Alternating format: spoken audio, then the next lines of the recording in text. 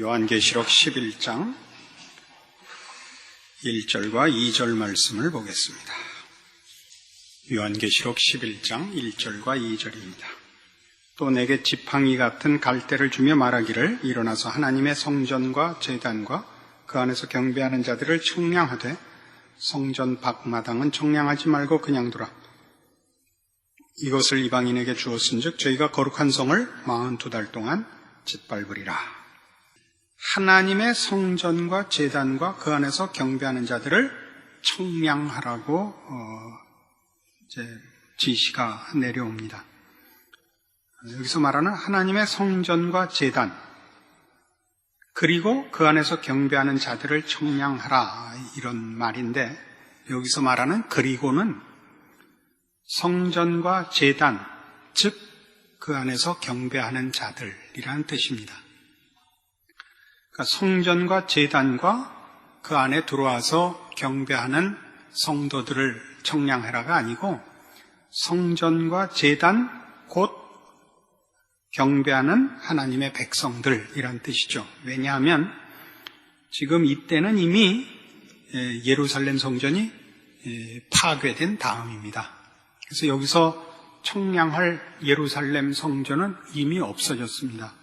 그래서 여기서 하나님의 성전과 제단을 청량하라는 것은 이미 상징적인 의미고, 하나님의 백성된 영적인 하나님의 성전, 그의 백성들을 청량하라 하는 의미가 하나님의 성전과 제단이라는 표현 속에 들어 있습니다. 그러면 왜 하나님의 백성들을 청량하라 그러지 않고 하나님의 성전과 제단, 곧 그 안에서 경배하는 자라, 이렇게 다른 표현들을 사용해서 같은 내용을 전달하는데 왜 다른 단어들을 사용했는가? 하나님의 성전으로서의 그의 백성들인 것을 우리에게 가르치고 있는 것이죠. 예루살렘 성전은 상징적입니다만 하나님께서 임재하고 계시는 곳입니다. 그러니까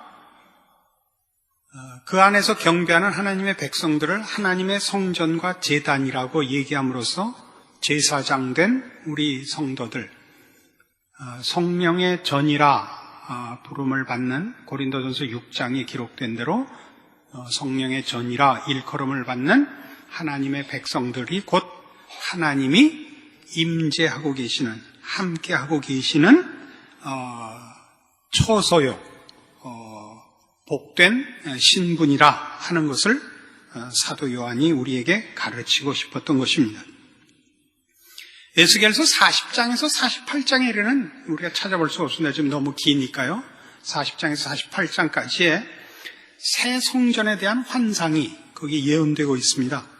거기는 그 새로운 예루살렘 성전이 예언되고 있는데, 그것은 하나님께서 통치하시며 함께 하실 영원한 하나님의 나라로서 새로운 성전이 약속되고 있습니다. 그 예언과 같은 것이죠. 하나님께서 그의 백성들과 함께 하시며 하늘에 계시는 하나님께서 그의 백성과 함께 하시사 그 백성들을 하나님이 거하시는 초소로 삼으시는, 그리고 그의 백성들의 경배를 받으시는 그런 임재를 여기서 잘 나타내고 있습니다. 이러한 표현들은 그럼 왜 되고 있느냐? 왜 청량하라고 했느냐? 청량하는 데는 몇 가지 뜻이 있습니다. 재건과 회복을 위하여 청량하라 하는 때가 있습니다. 이제 건물을 짓기 위하여 말하자면 가서 설계를 해라, 그런 뜻이죠. 그러나 파괴를 위한 청량이 있습니다. 성경에는 이제 하나님께서 거기에 관역을 삼으시고 거기에 총구를 들이대시고 심판을 예언하실 때도 청량하라 하십니다. 동시에 육체적 영적인 해로부터의 보호를 위한, 울타리를 쌓는 개념으로의 청량이 있습니다. 성경엔 이 세 가지 경우가 다 있는데 우리가 여기서 다 찾아볼 수는 없습니다. 지금은 바로 그러한 하나님의 백성들을 보호하기 위하여 울타리를 쌓는 개념의 청량입니다. 2절 보시면 성전 밖마당은 청량하지 말고 그냥 두라. 이것을 이방인에게 주었은즉 저희가 거룩한 성을 42달 동안 짓밟으리라 라고 했죠. 그러니까 청량하지 않는 것은 울타리를 쌓지 않고 보호벽이 없이 내어준 바 된 것으로 지금 묘사되고 있습니다. 그러니까 지금 하나님의 백성들을 하나님께서 보호하시기 위하여 함께 하사 그의 백성들을 지키고 있으시는데 성전 밖마당은 이방인들이 그 거룩한 성을 42달 동안 짓밟도록 허락하신다 그럽니다. 이 42달이라는 그 표현은 성경에 여러 가지 모습으로 나옵니다. 3절 보시면 내가 나의 두 증인에게 권세를 주리니 저희가 굵은 베옷을 입고 1260일을 예언하리라. 이건 곧 42달입니다. 3년 반이기도 하고 42달이라 그러기도 하고 1260일이라고도 하는데 계산해 보시면 다 같은 3년 반입니다. 이 3년 반의 그 의미는 역사적으로 BC 168년 6월부터 BC 165년 12월까지 알렉산더의 휘하 장군이었던 그 네 장군이 이제 알렉산더 사후에 그 알렉산더 제국을 넷으로 분할하죠. 그 중에 이쪽 팔레스타인을 지배했던 안티오커스 에피파네스가 이 예루살렘 성에 침입하여 거기 다니엘에 증거된 바와 같이 거룩한 것에 미운 물건이 서리라 했던 대로 그 성전 제단에 제우스 신상을 차려놓고 제사를 지냈습니다. 그게 유대인 마카베오의 독립전쟁이 승리하여 그 성전을 빼앗을 때까지 그게 3년 반이 걸렸습니다. 그래서 한때, 두때, 반때라는 말도 쓰고 그 3년 반, 42달, 1260일 그 3년 반을 줄일 때는 짧은 기간을 의미할 때는 3일 반, 중간 정도일 때는 석 달 반. 그러나 다 그 원형은 이 3년 반에 있습니다. 그래서 유대인들에게는 이 3년 반이 이방인의 악한 세력의 그 핍박을 받는 환난의 기간이라는 개념으로 3년 반이라는 표현을 즐겨 사용하고 있습니다. 그래서 지금 하나님께서 그의 백성들을 성전으로 보호하시고 성전으로 보호하신다는 지금 표현을 아시겠죠? 하나님이 우리와 함께 하셔서 우리를 거처로 삼으셨기 때문에 보호가 되는 그런 성전으로 삼으사 보호하시며 그럼에도 불구하고 우리는 핍박을 받습니다. 그러니까 무슨 핍박과 무슨 보호가 있느냐죠. 순교를 당하며 환난을 당합니다. 그러나 보호를 받습니다. 어떤 보호를 받을 것 같습니까? 하나님의 백성으로서의 구별된 거룩함의 보호를 받습니다. 영원한 운명과 하나님의 백성된 정체성을 보호받습니다. 개인으로나 공동체로나 교회로서의 정체성을 보호받을 것입니다. 교회로서의 정체성을 보호받는다는 걸 기억하셔서 이 싸움을 꼭 이기십시오. 육체적인 세상적인 환난과 어려움이 다 이 신자된 정체성을 뺏으려는 핍박이요 시험이라는 사실입니다. 그래서 순교가 있죠. 이 계시록을 잘 못 푸는 대표적인 설명 가운데 하나가 환난을 면하기 위한 그 약속으로서 말씀을 찾으려고 그러면 안 됩니다. 환난은 그건 우리에게는 늘 있습니다. 우리는 이 세상에서 빛이고 이 세상에서 소금입니다. 그러니까 빛이 빛 노릇을 하려면 어두움 속에 있어야 되고 소금이 소금 노릇을 하려면 부패하는 것 속에 있어야 되는데 자칫 잘못하면 성도들이 자기네끼리 모이려고 합니다. 빛을 발하지 않아도 되는 밝은 곳에 가려고 그러고 소금끼리 모이려고 그런단 말이죠. 그런 것으로는 종말이 계획되어 있지 않습니다. 우리는 어느 그 서신서에나 나온 바와 같이 우리 앞에 봤던 2장과 3장에 있었던 7교회에 보낸 편지들이 언제나 목숨을 바친 충성을 요구하고 있는 것에서 그 공통성을 볼 수 있습니다.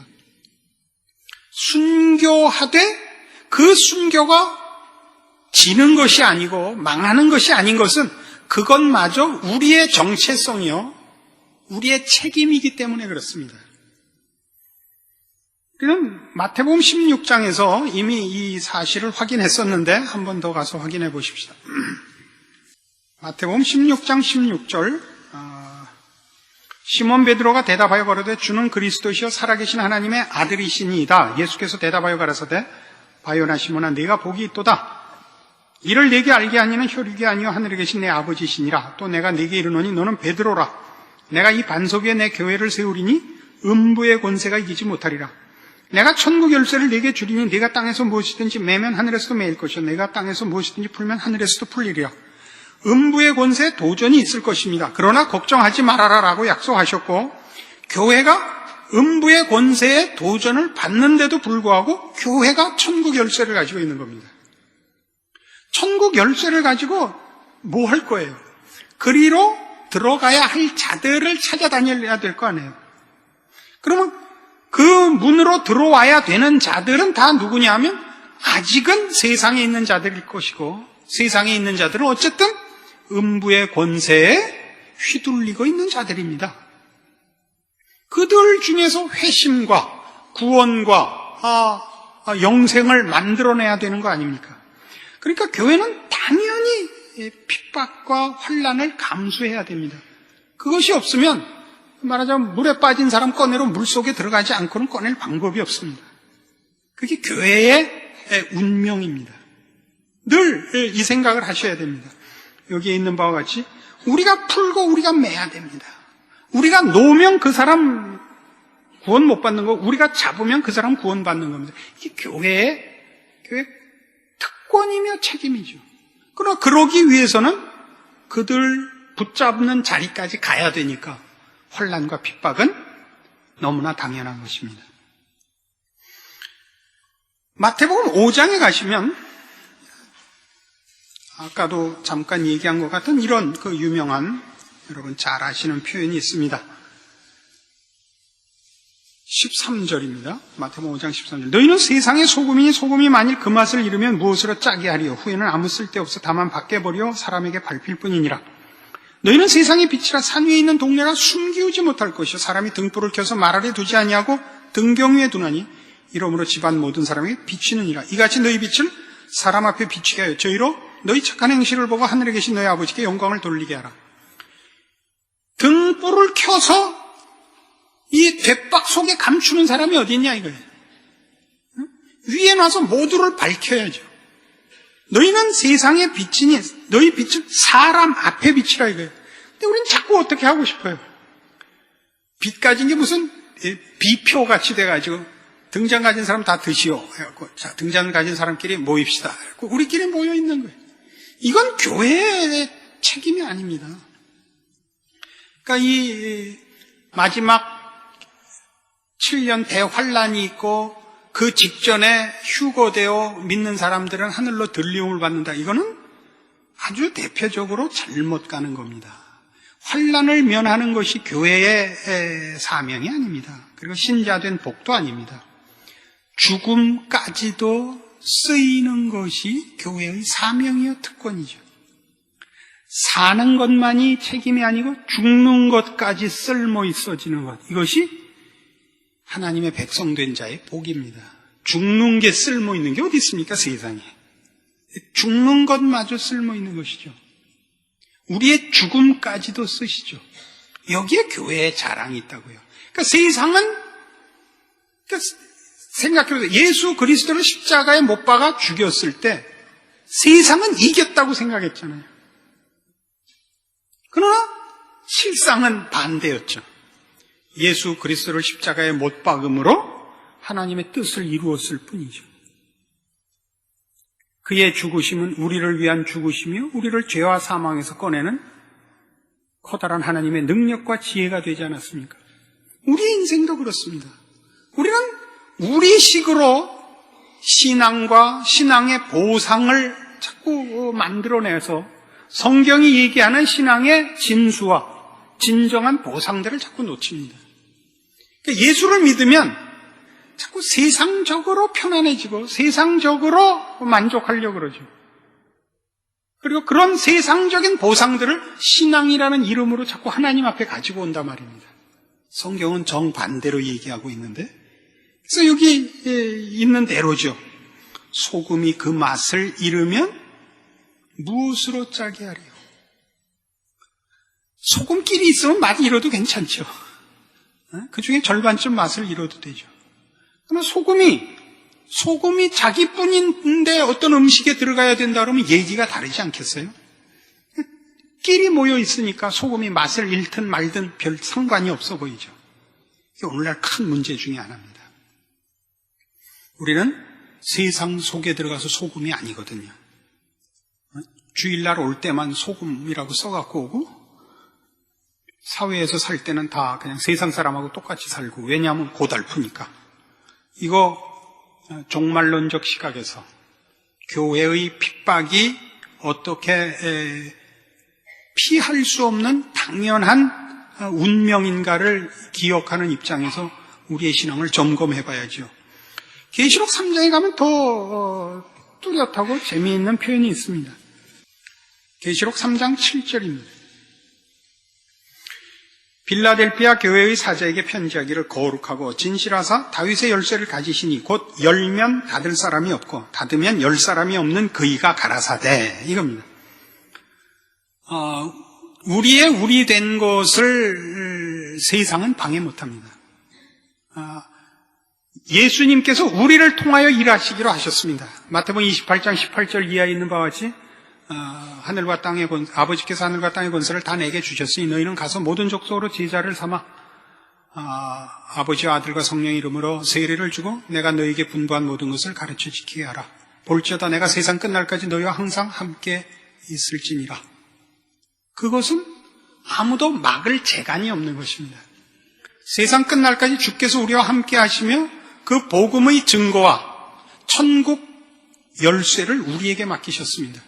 우리 아니고는 다른 문이 없고, 주님께서 우리 문을 닫지 않는 이상 우리 문을 세상이 닫을 수가 없습니다.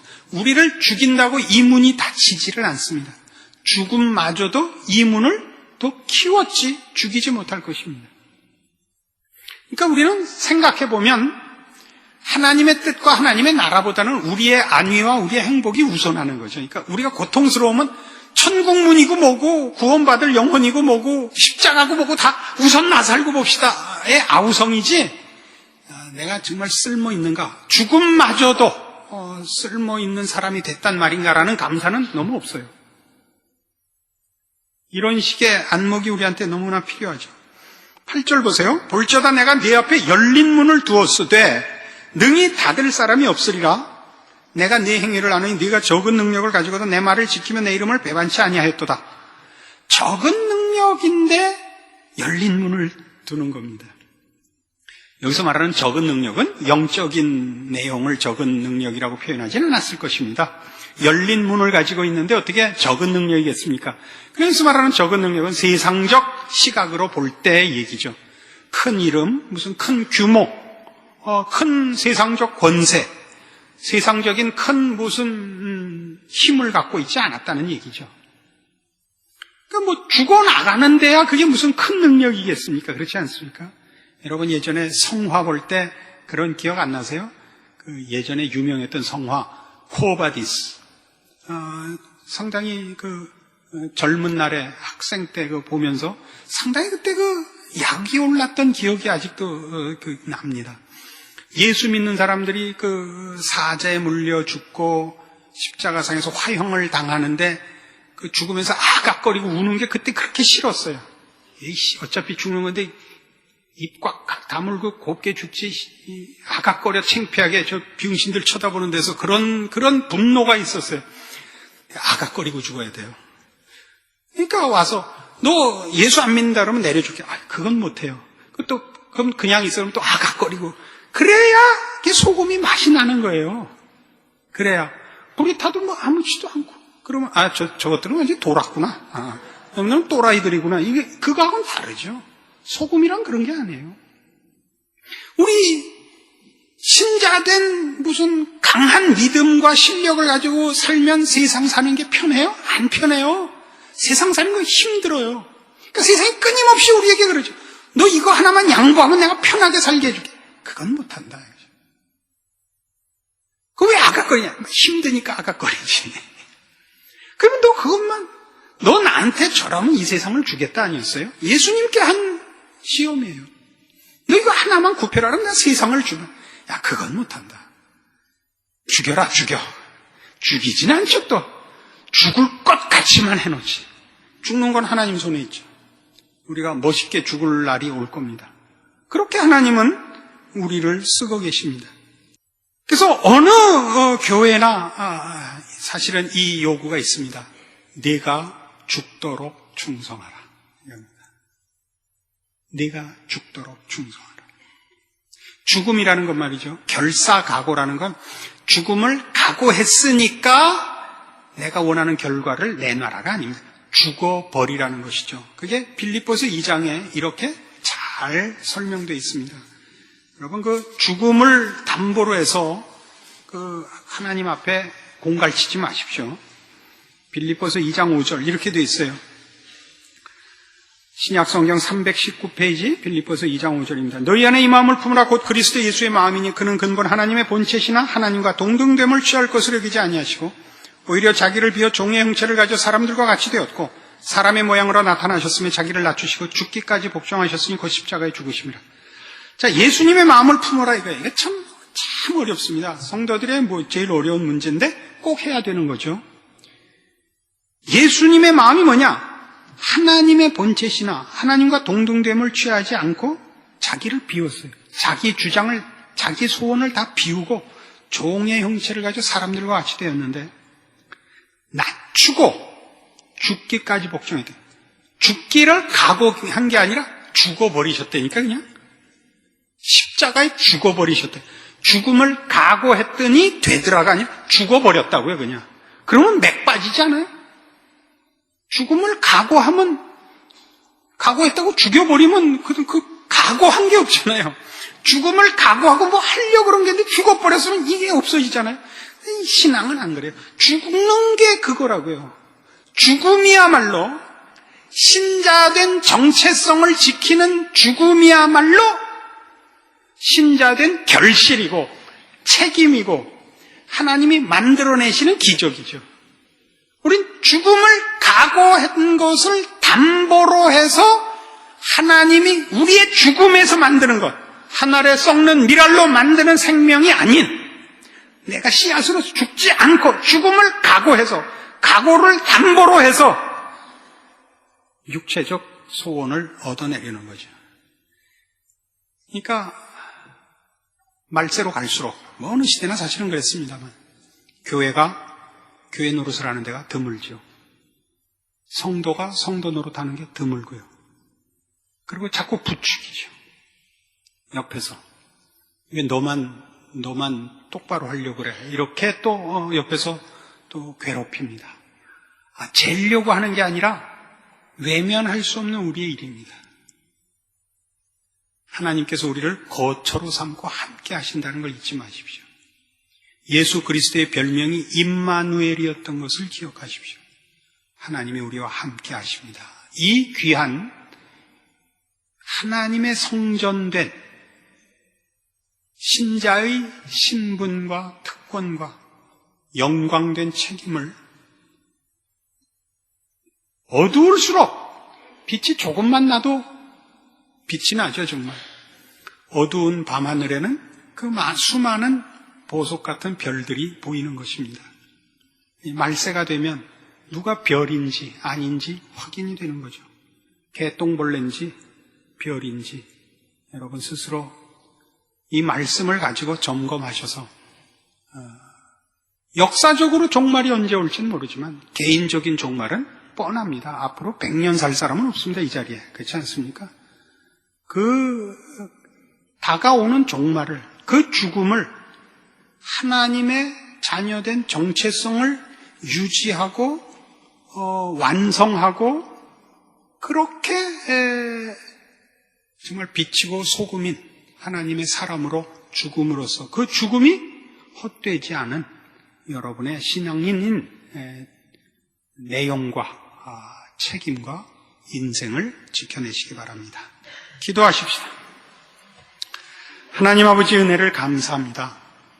우리의 인생은 살아도 주를 위한 것이고 죽어도 주를 위한 것입니다. 우리 중에 아무도 자기를 위하여 사는 자 없게 하셨고 그것이 우리의 가장 큰 복입니다. 우리는 우리를 위하여 살지 않을 것이며 물론 세상을 욕심내고 살지 않을 것입니다. 이 특별한 복을 누리게 하셨으니 빼앗기지 말게 하시옵소서. 하나님의 사람으로 오늘 하루를 살며 그리고 죽음마저도 쓸모있는 인생이 되었다는 사실 앞에 감사함으로 우리 인생을 맡길 수 있게 하여 주시옵소서. 세상이 우리를 유혹하고 위협하고 시험하는 것은 다 우리가 귀한 존재인 탓입니다. 잊지 말게 하시옵소서. 예수님 이름으로 기도합니다. 아멘.